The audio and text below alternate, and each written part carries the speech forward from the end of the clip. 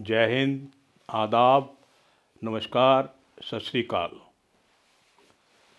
दोस्तों, हमारे एक करम फरमा है, दोस्त तो नहीं कह सकते, क्योंकि सिविल सर्वेंट्स के बारे में ये अगर कहा जाए कि वो दोस्त है तो वो गलत होता है। करम फरमा हो सकते हैं, मेहरबान हो सकते हैं। तो हमारे करम फरमा हैं और मेहरबान भी हैं, बिल्कुल हैं मेहरबान। तो उन्होंने कल हमसे कहा कि डॉक्टर साहब, ये आपने मान साहब को कॉन्ग्रेचुलेट नहीं किया, बधाई नहीं दी, शुक्रिया नहीं अदा किया। तो बिल्कुल सर, आज हम अपने चैनल के हवाले से, अपने चैनल के तरफ से पंजाब के वज़ीर आला जनाब भगवंत सिंह मान साहब से बहुत बहुत उनका शुक्रिया अदा करते हैं, उनका थैंक्स करते हैं, तहे दिल से शुक्रिया अदा करते हैं। और उसकी वजह है कि जो पंजाबी यूनिवर्सिटी को उन्होंने वेंटिलेटर पर थी, यूनिवर्सिटी वेंटिलेटर से निकाल दिया है, नॉर्मल लाइफ उसकी आ गई है, नॉर्मल ब्रीदिंग आ गई है। 120 करोड़ की ग्रांट नोटिफिकेशन हो गई है, उम्मीद है कि जारी भी हो जाएगी, जो कि बहुत ज़रूरी था। ये ग्रांट यूनिवर्सिटी के लिए संजीवनी बूटी वैसा काम करेगी और हम तवक्को करते हैं, उम्मीद करते हैं कि आगे भी ये सिलसिला चलता रहेगा, हरासमेंट नहीं होगी, मतलब पेंडिंग नहीं पड़ेगा। जैसे महीना हो आप 30 करोड़ देना दे दिया कीजिए सर। बहुत अच्छा फ़ैसला है। इससे जितने वहाँ टीचर्स हैं, नॉन टीचिंग में हैं, स्टूडेंट्स हैं, सब में खुशी की लहर दौड़ी है और सब आपके और आपकी सरकार के एहसानमंद हैं। ये तो और भी कुछ बातें करनी थी मान साहब से, लेकिन अगली बार करेंगे, आज इसी पर रहते हैं। अब बात करते हैं हम 22 तारीख को भगवान श्री रामचंद्र जी की। सारा देश खुशी में झूम रहा है, खुशी वाली बात भी है, होना भी चाहिए सबको खुश होना चाहिए।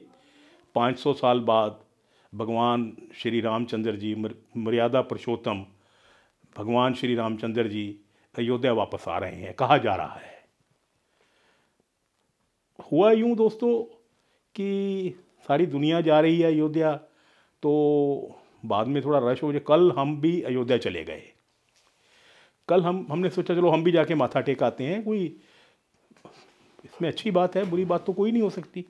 तो हम वहाँ गए अयोध्या, तो सरयू नदी पर हमने जाके जैसे थोड़ा सा वहाँ प्रणाम किया, तो वहाँ हमने देखा रामचंद्र जी बैठे थे। रामचंद्र जी थे, लक्ष्मण जी साथ थे, सीता माता थी और भरत, शत्रुघ्न, हनुमान जी सब बैठे थे। लेकिन रामचंद्र जी बहुत दुखी लग रहे थे, इतने दुखी कि उनके चेहरे की हवाइयाँ उड़ी हुई थी। तो हम बहुत घबरा गए भी, रामचंद्र जी वापस घर आ रहे हैं, सरयू नदी में अपने पाँव धो रहे हैं, तो वहाँ जाएंगे, अपने आसन ग्रहण करेंगे। तो हमने उनको प्रणाम किया, दंडवत प्रणाम किया। तो रामचंद्र जी ने कहा कि भी जीते रहो बेटा। तो हमने कहा कि जनाब भगवान रामचंद्र जी, आप परेशान, आपको तो खुश होना चाहिए, आप परेशान क्यों लग रहे हो? तो कहने लगे, यार नरेश, अब क्या करें, आ तो गए हैं, आ तो रहे हैं वापस, लेकिन हमारा मन बहुत दुखी है, हमारी आत्मा हमारे भक्तों ने तार तार कर दी है, टुकड़े टुकड़े कर दी है। मैंने कहा ऐसा हुआ क्या, ये तो बताइए ना भगवान जी। तो कहने लगे, आपको नहीं पता, एक वो कातिल, बलात्कारी, कन्विक्टेड बंदा जो रोहतक जेल में बंद था, उसको वहाँ की सरकार अच्छे आचरण के लिए, ये भी देखो, रामचंद्र जी कहने लगे कितना मजाक है, एक बलात्कारी, एक खूनी जिसका गुनाह प्रूफ हो चुका है, जिसको उम्र कैद की सज़ा मिली है 2 बार, एक बार पूरी हो जाएगी, दूसरी बार फिर है, लगातार 2 बार मिली है 2 अपराधों के लिए। तो वहाँ की जो जो सरकार है या कुछ और है, जो भी है, वो कहती है उसका आचरण बहुत अच्छा है। तो कमाल होगी यार। भगवान जी कहने लगे, एक जो बलात्कार करता है, लड़कियों का खून करता है, उसका आचरण कैसे अच्छा हो सकता है, हैं? और फिर भगवान जी ने कहा कि देखो नरेश, वो उस बलात्कारी को 9वीं बार फरलो मिली है, पैरोल मिली है। तो मैं, रामचंद्र जी कहने लगे, मैं ये कहना चाहता हूँ आपके हवाले से वहाँ की सरकार को कि जेल तो आपने उसके लिए एक वो बना रखा है, वृंदावन का पार्क, जब दिल चाहता है तो घूमने आ जाता है वो दुराचारी। तो क्यों ना उसकी सज़ा माफ़ कर दो यार, उसको भेज दो अपने आश्रम में। तो जब ऐसा माहौल हो तो वहाँ आकर मेरा मन, मेरी आत्मा प्रसन्न कैसे हो सकती है बच्चे? उन्होंने ये हमसे कहा।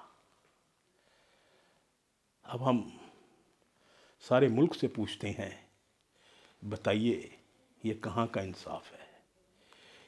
आचरण अच्छा है तो जेल में जो बाकी हैं तो वो वहाँ क्या आपस में लड़ते झगड़ते हैं, एक दूसरे का खून करते हैं? एक उसी बंदे का आचरण अच्छा है यार, और इतना आचरण अच्छा है, व्यवहार अच्छा है कि उसको बार बार पैरोल मिल रही है, बार बार फरलो मिल रही है।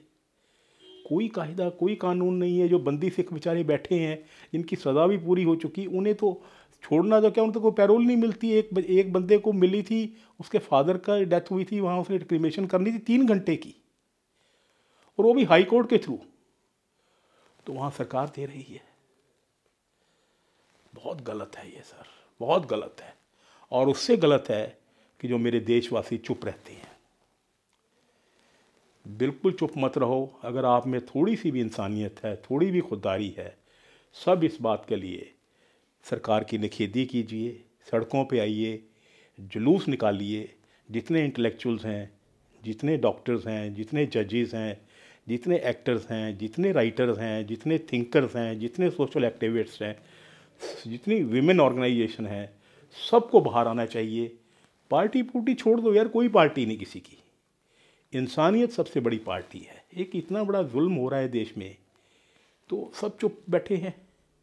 मैं हिंदू पंजाब की ऑनरेबल हाई कोर्ट से हाथ जोड़ के दुआ मांगता हूँ, रिक्वेस्ट करता हूँ कि वो मोटो नोटिस लें और इसकी पैरोल रद्द करें, और हरियाणा गवर्नमेंट के अगेंस्ट स्ट्रिक्चर पास हो, और उनको ये कहा जाए कि आगे से आप किसी की पैरोल नहीं दोगे।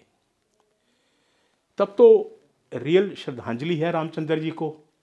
नहीं तो वो बेचारे, एक मेरे को रामचंद्र जी की अवस्था पर एक शेर याद आ रहा है, वो आप सबकी नज़र करता हूँ, सुन लीजिएगा, शायद अमल कर पाएँ। वो कहते हैं कि पाँव सरयू में, सरयू नदी है वहाँ, पाँव सरयू में अभी राम ने धोए भी न थे, पाँव सरयू में अभी राम ने धोए भी न थे, कि नज़र आ गए वहाँ खून के गहरे धब्बे।